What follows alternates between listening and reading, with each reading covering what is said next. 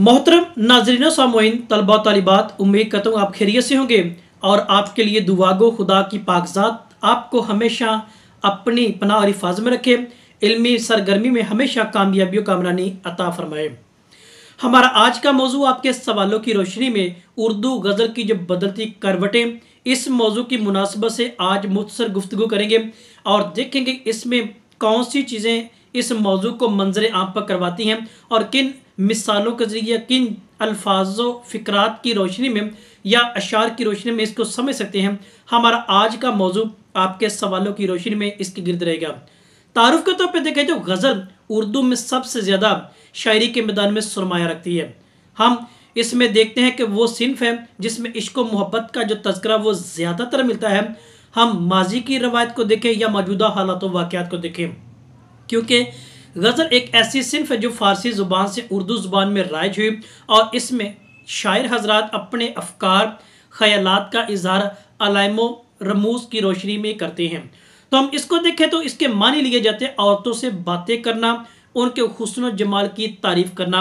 ये रवायत के तौर पर मिलता है या इसके आगाज़ व इर्तिका में मिलते हैं। हमें एक रवायत कही जाती है जब गज़ाल यानी गज़ल के बारे में जो मुल्क अरब का नहायत खूबसूरत के आहू है को शिकार करने के लिए शिकारी कुत्ते जो दबोचते हैं ना, तो उसके मुंह से जो वक़्त दर्द या चीख निकलती है उसको गज़ाल का नाम दिया जाता है। यानी शिकार करते वक़्त जो हरन के या उस जानवर के, उस शिकार कुंदा के मुंह से जो आवाज़ निकलती है दर्द के रूप में, वो गज़ाल या गज़ल के मानों में हम कहते हैं।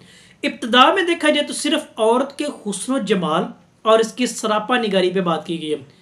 वक्त के साथ इसने करवट बदली है। शुरा ने, कलम निगारों ने करवट बदलने के साथ साथ दीगर मौज़ूआत को भी इसका हिस्सा बनाया है, जिसमें सियासी तौर पर भी कह सकते हैं हम, मुआशी तौर पर भी इसको, दाखिलियत और खारजियत के अतबार से भी, हत्ता के मज़हब के मानों में भी हमें गज़ल लिखती और लिखी हुई मिली है।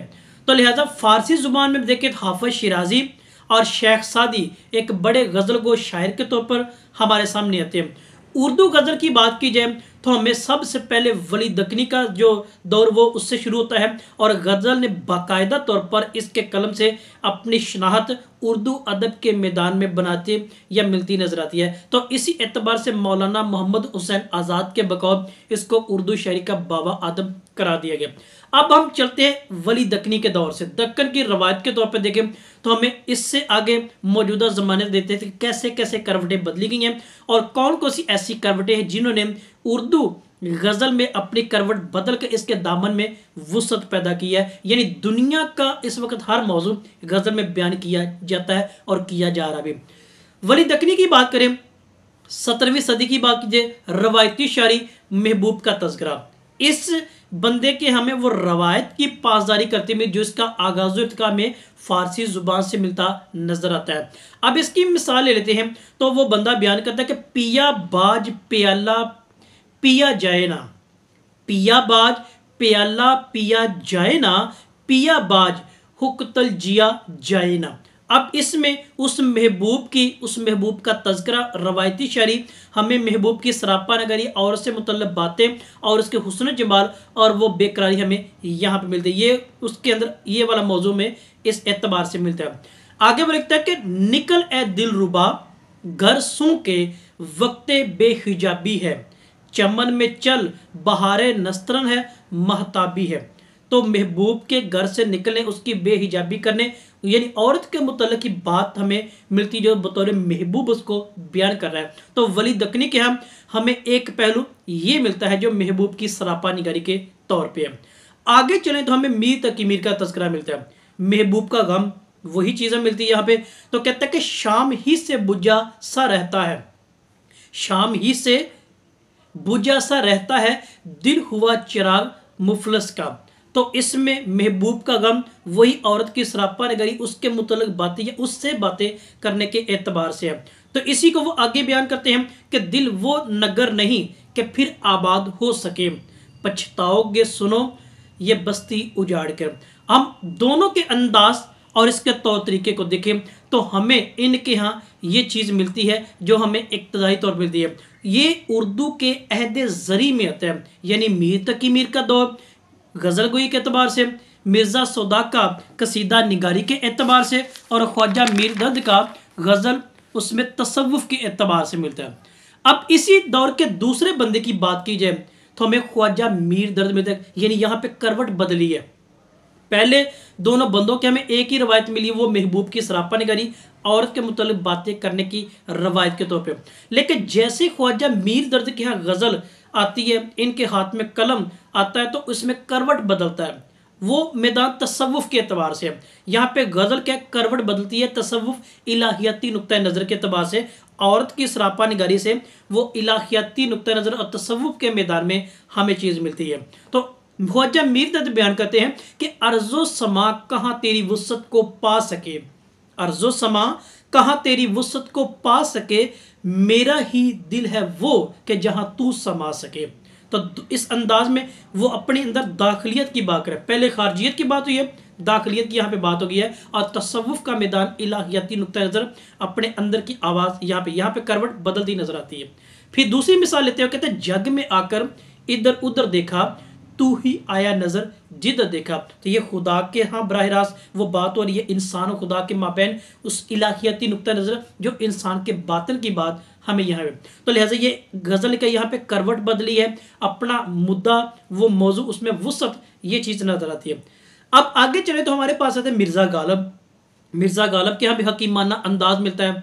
कहते हैं कि गालिब का है अंदाज़े बयां, और उस गालिब के अंदाज़े बयां में वो करवट बदलती हकीमाना अंदाज।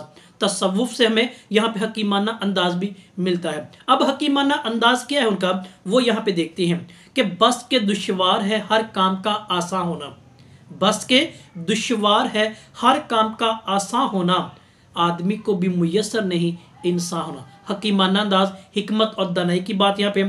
फिर दूसरे में कहते हैं वाज ना तुम पियो ना किसी को पिला सको, वाज ना तुम पियो ना किसी को पिला सकूं, क्या बात है तुम्हारी शराबे तहूर की। तो हमें ये एक इलाहियाती और तलमीहाती तौर पे मिलती है जी, जो शराबे तहूर वाली माँ। तो हमें ये चीज़ क्या करवट बदलती नजर आती है, हकीमाना अंदाज। तो आगे चले तो मज़ीद करवट बदलती है वो अल्लामा इकबाल के हैं। अल्लामा इकबाल गज़ल को कौमी और मिली शायरी के मैदान में डालते हैं। हिकमत और रूहानियत और फ़लसफ़ा खुद ही इनके यहाँ ज़्यादातर हमें मिलता है। तो लिहाजा वक्त बदलने के साथ साथ गज़ल के मैदान में वुसअत पैदा हुई है, करवट बदली है, मौजू चेंज हुआ, मौजू में वुसअत आई है। तो इकबाल के यहाँ भी हिकमत का, कौमियत का नज़रिया हमें गज़ल के यहाँ मिलता है। तो हिकमत के हवाले से वह कहता है कि इल्म में भी सरूर है लेकिन, इल्म में भी सरूर है लेकिन ये वो जन्नत है जिसमें हूर नहीं। हिकमत और दाने की बात है, हकीमाना अंदाज वही गालिब जैसा हमें यहाँ मिलता है। फिर कौमी एतबार से देखें, मिली एतबार से देखें, कौमियत क्या नुक्ता नज़र, तो हमें इकबाल के यहाँ मिलता है गज़ल के मैदान में कि फ़र्द कायम रबते मिल्लत से है तन्हा कुछ नहीं, फ़र्द कायम रबते मिल्लत से है तन्हा कुछ नहीं, मौज है दरिया में और बैरूने दरिया कुछ नहीं। ये मिल्लत कौमियत का नज़रिया में यहाँ मिलता है। तो लिहाजा वक्त बदलने के साथ इकबाल के यहाँ गज़ल ने करवट बदली है।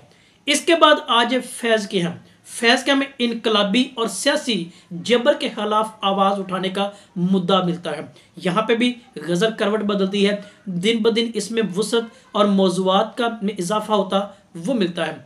अब इनके यहाँ देखें तो वो कहते हैं कि इस राह में जो सब पे गुजरती है गुजरी, इस राह में जो सब पे गुजरती है गुजरी, तन्हा पस जिंदा कभी रुस्वा सरे बाजार, गर्जे हैं बहुत शेख सरगोश है मिंबर, कड़कड़े हैं बहुत अहले हुक्म बरसरे दरबार। तो यहाँ पे हमें इनकलाबी और सियासी नुक्ता नज़र के हवाले से फैज़ के यहाँ मिलती हैं, और जिसके इवज़ वो जबर के खिलाफ आवाज़ उठाते मिलते हैं। तो लिहाजा फैज़ के हमें एक नया मौजू इस वुसअत की निगाह के तौर पे मिलते हैं। इसी तरह नासिर काज़िम के यहाँ देखो गम की बात होती है, दीगर हसरत मोहानी का देखो तो हमें ये भी नुक्ता नज़र मिलता है। यानी हर एक शायर ने इसको अपने अपने अंदाज में एक वुसअत और वसी मौजू देने के अतबार से मिली है। तो यही कह जो गज़ल ने क्या किया, वक्त बदलने के साथ करवट बदली है, और इसका दामन देखें तो आज ज़्यादातर हमें मिलता है। इलाहियाती नुक्ता नज़र के बाद देखें तो हमें नज़ीर कैसर के यहाँ भी यही चीज़ मिलती है, जो नज़ीर कैसर बर्रे सगीर और ख़ासकर पाकिस्तान में एक अदबी शाहकार उस पर शायरी पे बाइबल के साथ के हवाले से इकबाल के यहाँ भी देखें तो बाइबल के इलाहियाती नुक्ता नज़र हमें मिलता है। तो ये सारी चीज़ें बताती हैं कि वक्त बदलने के साथ गज़ल ने क्या किया, अपना दामन वसी किया है, और उस वसी होने के साथ अब सबसे ज़्यादा शेरी मैदान में जो सरमाया वो गज़ल उर्दू अदब में हमारे पास मिलता है। हमारा ये था आज का मुस्तर मौजू कि वक्त बदलने के साथ गज़ल ने अपनी करवट वो बदली है। यह था हमारा आज का मुख्तसर मौजू आपके सवालों की रोशनी में था। आपकी कुराए या सवाल हो तो ज़रूर कीजिएगा। आप सबका बहुत शुक्रिया।